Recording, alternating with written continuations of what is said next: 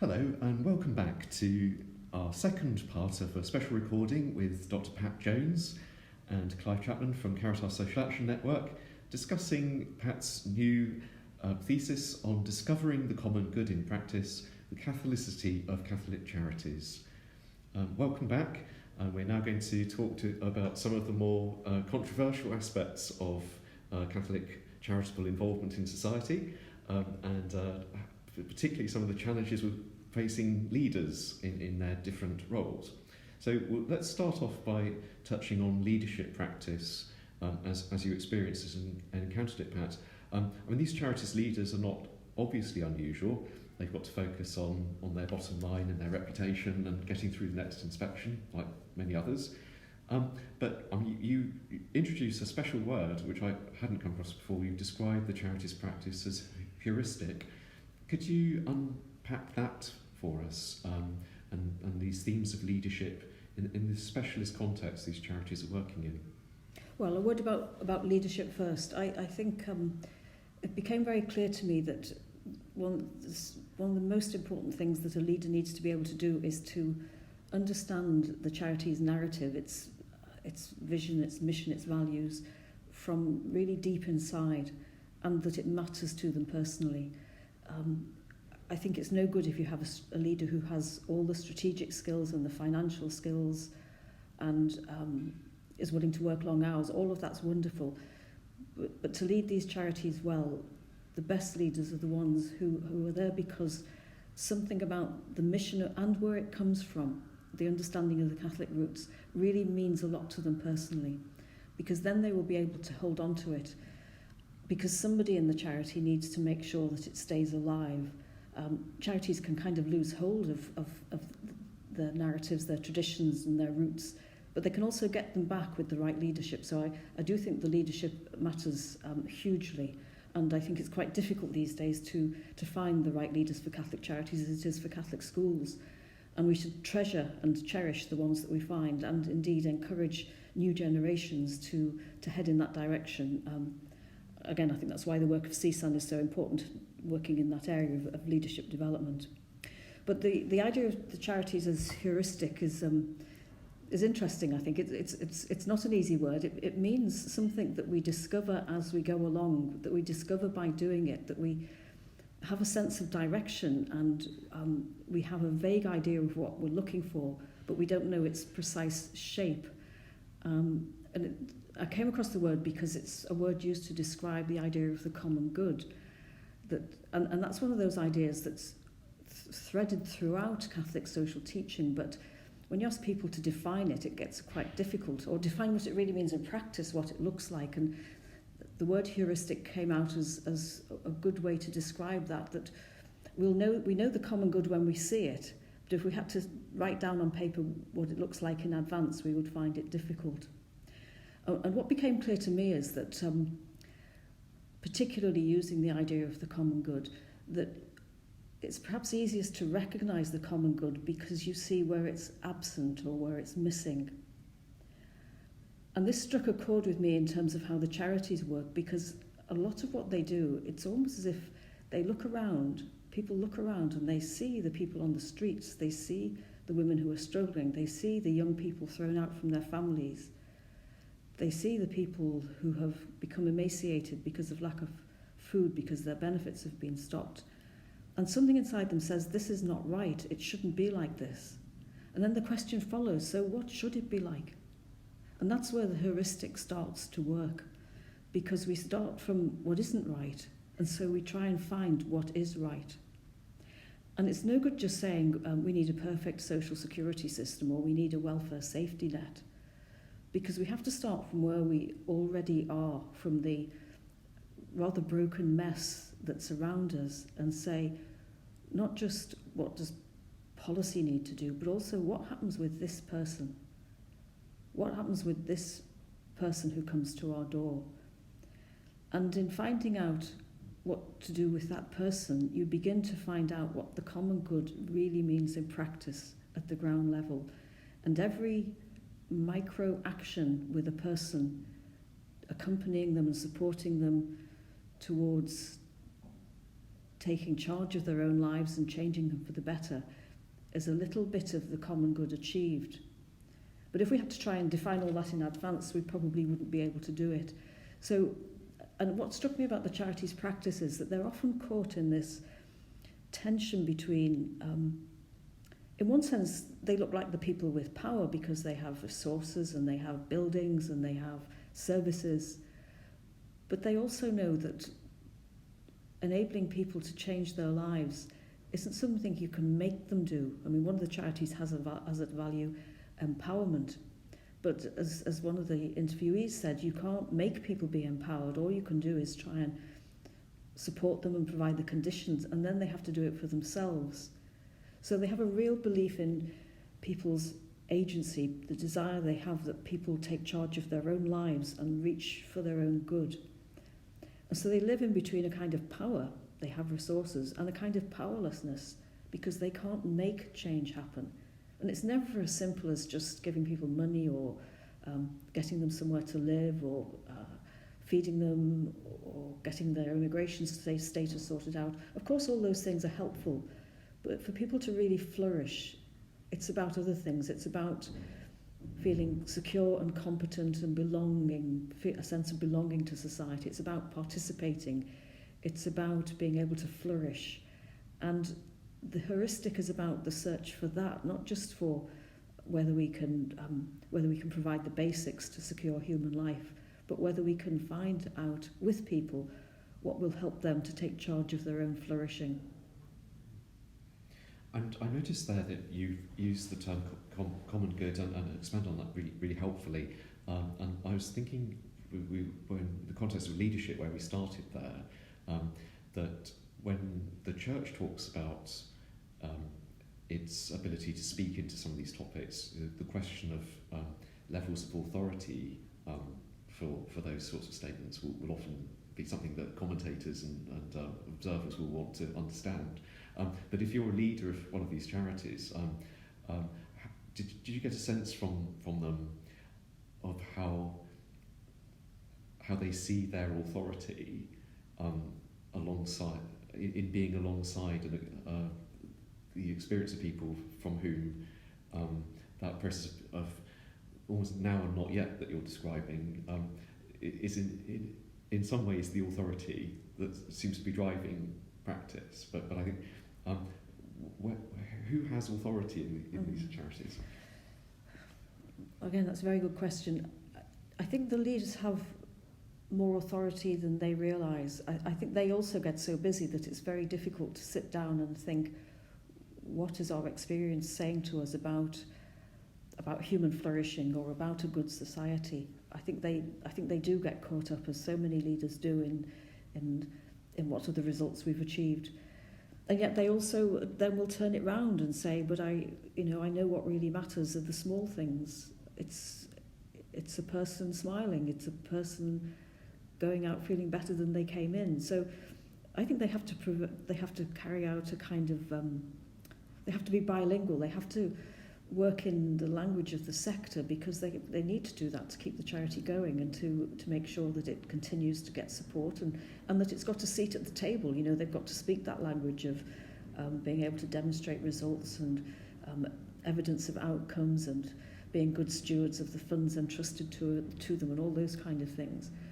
But the wise leaders also have that eye for what matters most, what really matters for, and care for their staff as well as their clients. That they have that human capacity as well as the strategic capacity. Now they could then apply that to being able to have a much stronger public voice, and I suppose one of the more challenging bits of what I'm saying in the research is that I think partly they don't, because I think the way authority is structured in the Catholic community doesn't really treat them as authoritative. And there's this gap that I identify between individuals who have the authority of being an individual Catholic living their faith, and then there's the bishops and the people who represent the official institutional church. But then there's this group of other people who lead organisations that are kind of collective forms of Catholic social action, with a sort of uncertain ecclesial status in many ways because of their position on the edge of the church, half in society, half in the church, working with the state but influenced by a Catholic social worldview. And yet in a way the institutional church doesn't allow or encourage them to be official Catholic voices. And yet at the same time the bishops themselves can't possibly be sufficiently on top of housing policy or the latest strategies in response to homelessness to be a Catholic voice on this. And I think that often means that we miss a Catholic voice being present in places where I think it's needed. So I think one of the challenges I'd want to offer is that we need to be better at encouraging the leaders of our Catholic charities to have an official voice and to trust them to express it on behalf of the church. Someone yourself who's had a particular commitment to charities engaged in addressing homelessness, in recent years we've seen sustained rises in all kinds of homelessness in England and Wales, and your research has focused particularly on some of the Catholic charities addressing homelessness. So let's just think a bit further then about their political influence. How far do you think the church supports leaders to influence public policies or not? I mean, so far you've talked about this in terms of the leader's status ecclesially, and that's some uncertainty around that. But do you think the official teaching on the identity of Catholic charities provides them with the sort of mandate and support they need to influence systemic change, or not? I don't think it yet does it adequately. Partly this is a kind of a local issue. I think in each country the Bishops' Conference need to look at their own social mission, the spread of agencies involved in it, and work out ways forward. And partly it's also a question of, again, it comes back to resources, I think, because I don't think anyone, I hope no one's against this. I think of it more in terms of we haven't quite got our ecclesial act together on this. So we have lots of fantastic voluntary action going on at a local level. We have the Bishops' Conference speaking out occasionally, but not really on homelessness. We have the agencies doing what they can, but under-resourced. And then there's obviously some individual Catholics who are in quite significant positions in political life and in public life who are also allies in this area. I suppose my dream would be that we're much better at getting all of that together, that we could draw those different energies together so that there is a more joined up Catholic response on issues like homelessness.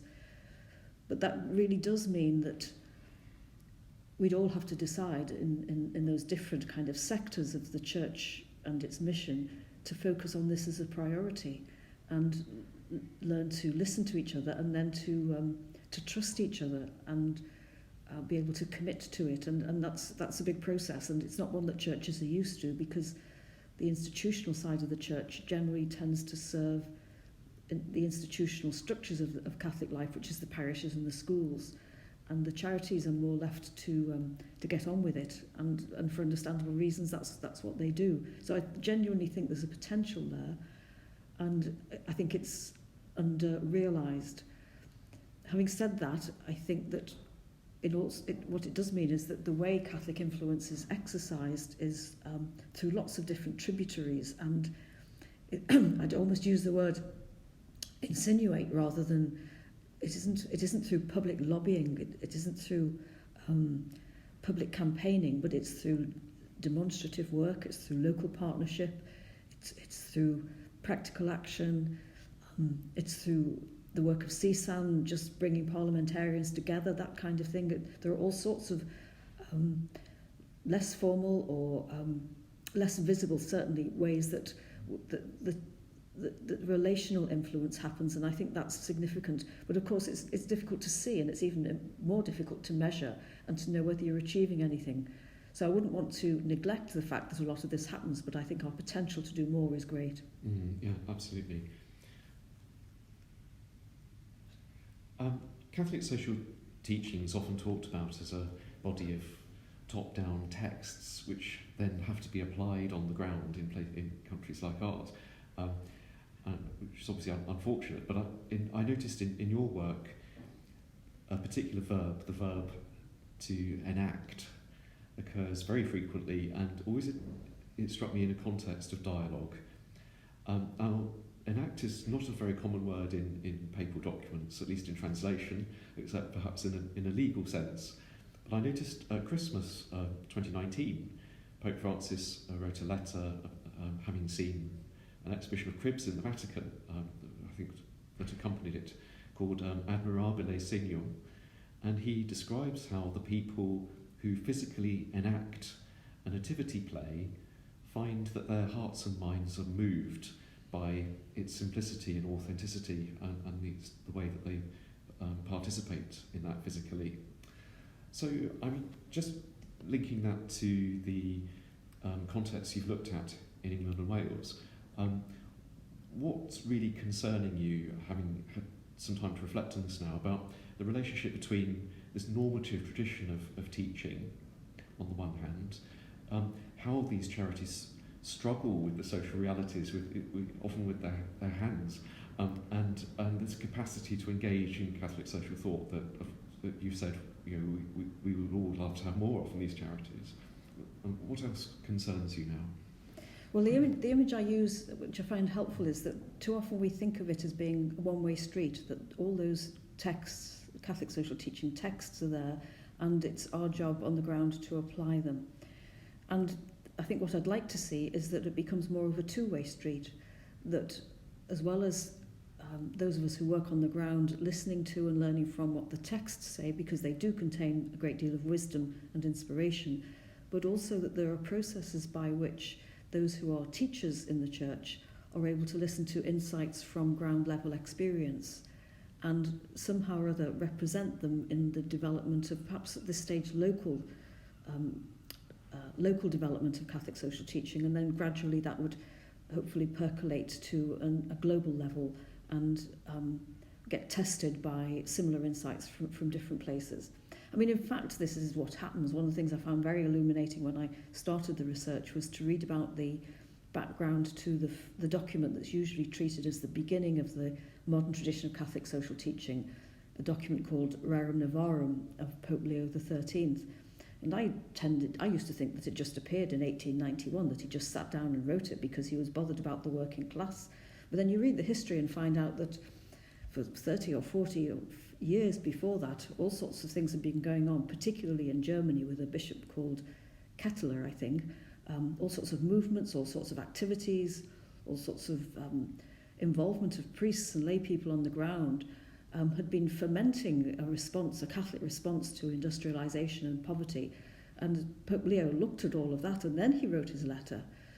And so I think it happens more than we know, and that's why I think it's unhelpful just to think of Catholic social teaching as a lot of texts that come down from the Pope, because there is actually far more of a movement going on. The texts are always responses to what's happening in the world, that they're influenced by what each Pope has experienced. They develop, new things get added and things get dropped, things get changed. So it's much more a living conversation. It's a practice of mission in itself, far more than it's a kind of stone tablets come down from on high. And I think for me that's where it gets a bit difficult, is if what we tend to do with Catholic social teaching is to think that our job is to make sure people know lots of it. And so a lot of what happens is kind of training and formation that tells them all about it. And what I'd like to see is far more work that yes, says that there are things here to be read and principles to be pondered, but also there's a much stronger emphasis on listening to how people's experience speaks back and illuminates or extends or refreshes what those principles have to say. And I know that's difficult because, again, we come down to the challenges of time and people being too busy. But that's where that's where it goes to the word enact, because I think my conviction became very deep that the enacting of Catholic social mission is also a form of teaching. And I think that's probably what Pope Francis is getting at, that sometimes when we act things out, we communicate the message, and we also experience the message in a way that helps us penetrate it more deeply.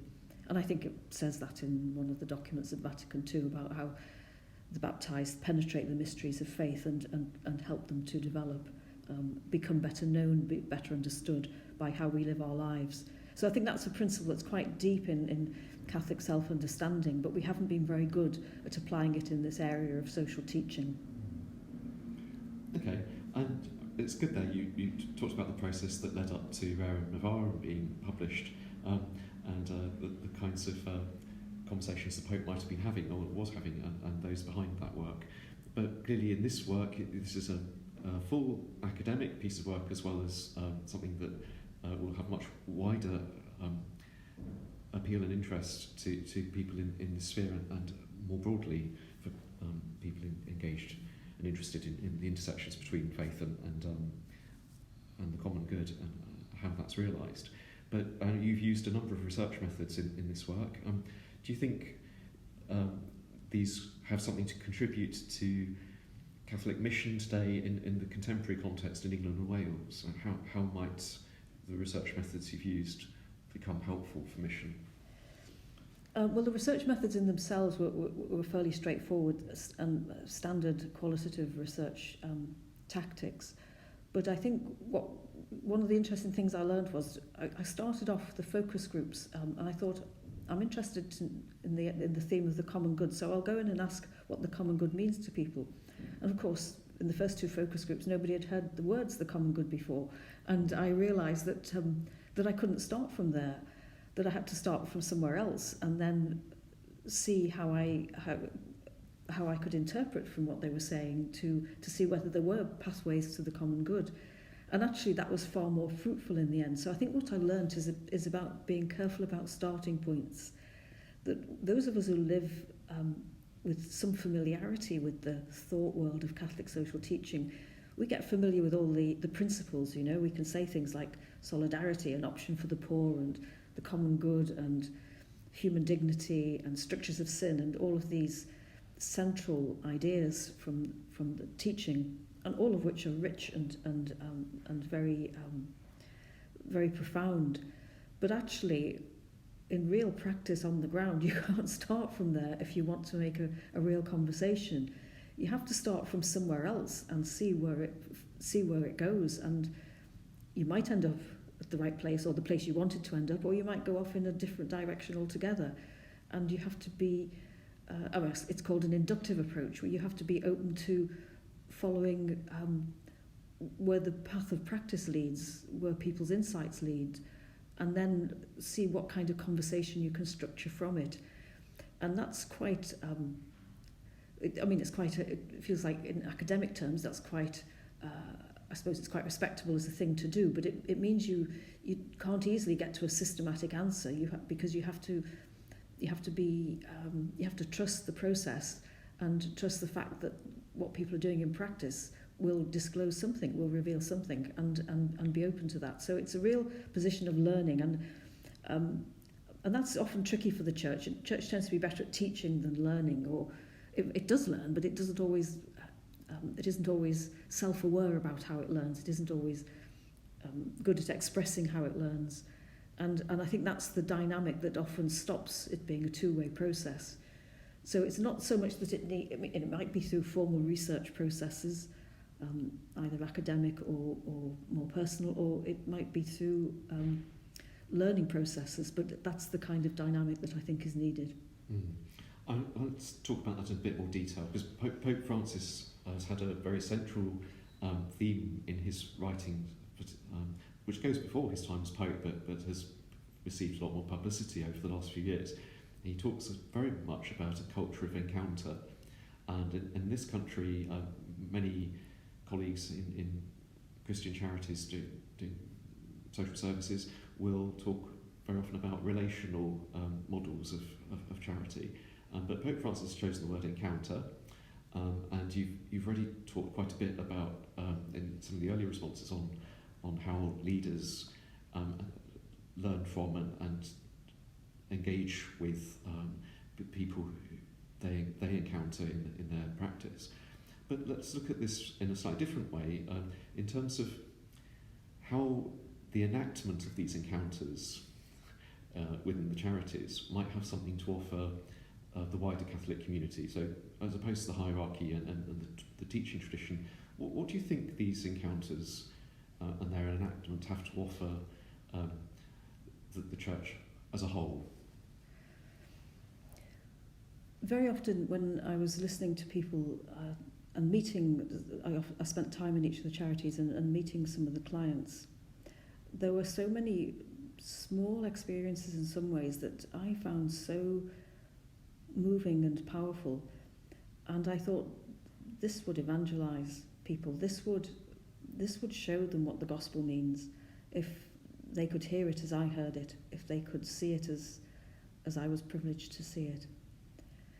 The charities themselves are so used to this that they don't necessarily even notice. I mean, they get so busy. I mean, I remember talking to one senior manager, and he was talking about all his strategic responsibilities and how he had to make sure that the practice was always being improved and those kind of things.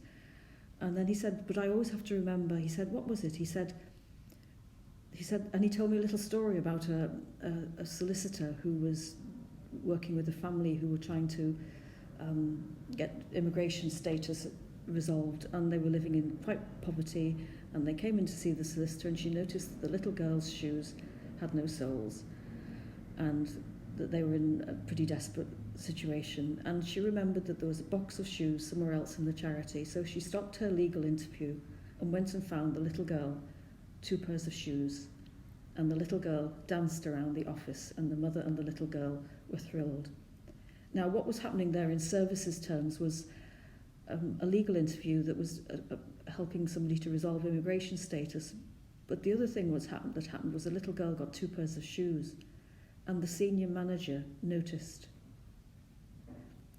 And in a sense, that's only one of a few dozen stories that I could tell that say, if you want to say something about where God works in our world, if you want to say something about how grace operates, if you want to say something about what does it mean to follow Pope Francis in encountering people who are poor and finding in that encounter that you encounter Christ, then these tiny little incidents, I think, show you that.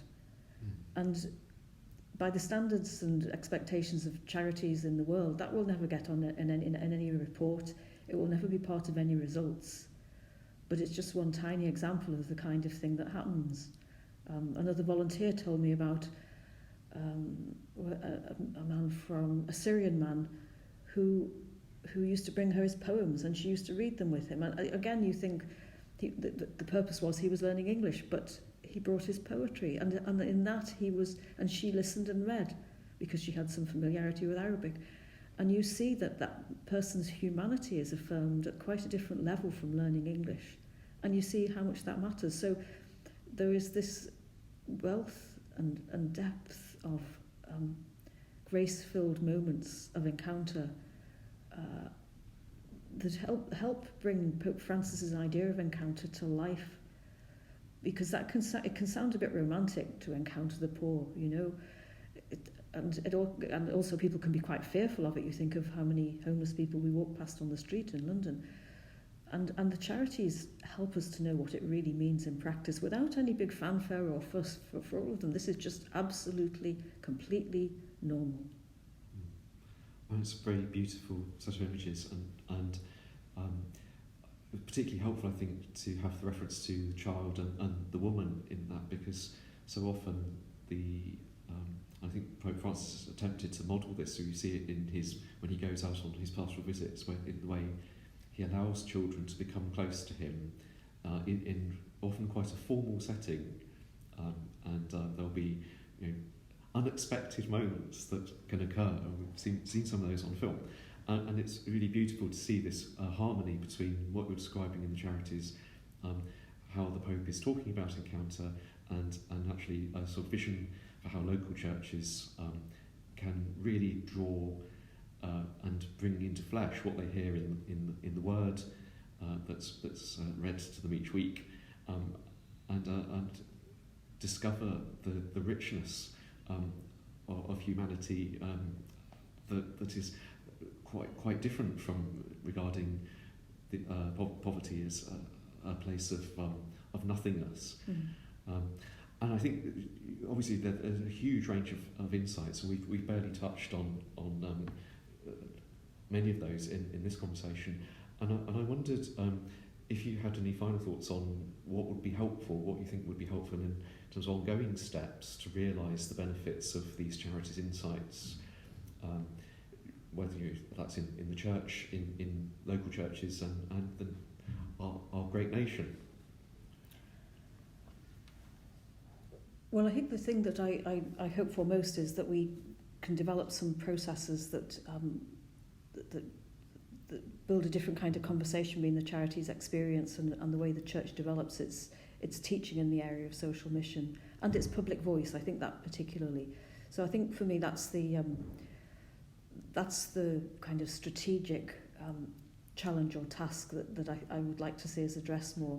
And to do that, we need more people who have enough familiarity with Catholic social teaching, with the texts, and the time to accompany the charities and to have the kind of conversations that might lead in different directions. And that's a luxury. I know that's a luxury, but I do think it's worth doing, because we can't just assume that all of this will stay the way it is if we don't put some intentional effort into it. And I mean, there are lots of ways in which we can do that. Universities help, various institutes at universities help. Happily, there are more and more people. There are still quite significant numbers of Catholics studying theology, and I think that are interested in these areas. I think there are schemes like the Parliamentary Interns scheme at the Bishops' Conference, which help young people, postgraduates, to take first steps in this direction. So there are some foundations laid, but I think there's much more can be done. And I would like to see particularly the Catholic theology faculties and Catholic universities get into this field, and not in the way of necessarily providing academic qualifications, but more as a kind of outreach and learning process, and to try and find some ways in which, I mean, I know the bishops are very overworked, and so are all the clergy, but if they could do a little bit more to get absorbed into some of the day-to-day work of the charities, or some more of them could, even for a few of them to just take up one issue, I think would make a bit difference. I mean, what's much harder is how to strengthen the link between parish community life and the real inside work that these charities do, because again, parish life has so many other priorities, and I think there's lots of parishes that give incredibly strong support to these charities in my own diocese. I've seen it in Salford, I've seen it in Westminster as well. And that's partly about having the resources for the charities to reach out and invite the parish communities to learn from them. So I think there's room for a bit more creativity there. I'm sure we're not using all the techniques that modern media offer us in that regard, whether it's podcasts or